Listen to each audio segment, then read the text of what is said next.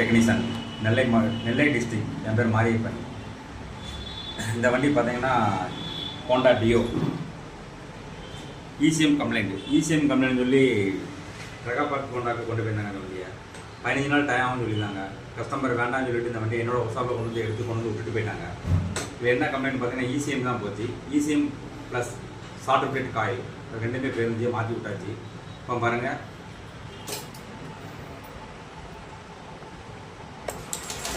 Starting பண்ணிடுறேன். ஓகேவா? என்ன கம்ப்ளைண்ட் பார்த்தீங்கன்னா இசிஎம் மாற்றி விட்ருக்கு. இந்த வண்டி இசிஎம் பூசு போட்டு விட்ருக்கோம். போட்ட பிறகும் ஃபீஸ் போயிட்டே இருந்துச்சு. என்ன கம்ப்ளைண்ட் பார்த்தீங்கன்னா இசிஎம் கிடக்கும். இசிஎம் பூசு போட்டாச்சு. இசிஎம் பூசு போட்டு மேக்னட்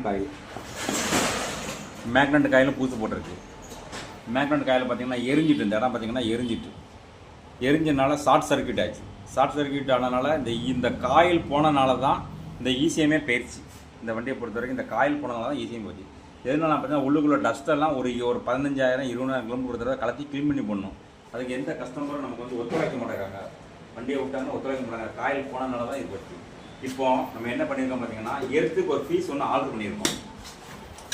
எர்த்தை பார்த்தீங்கன்னா இதுக்கு ஒரு ஃபீஸ் வாங்கி இந்த எர்த்து வயர்லேயே நம்ம ஒரு இன்னொரு ஃபீஸ் ஒன்று காட்டுறோம் உங்களுக்கு.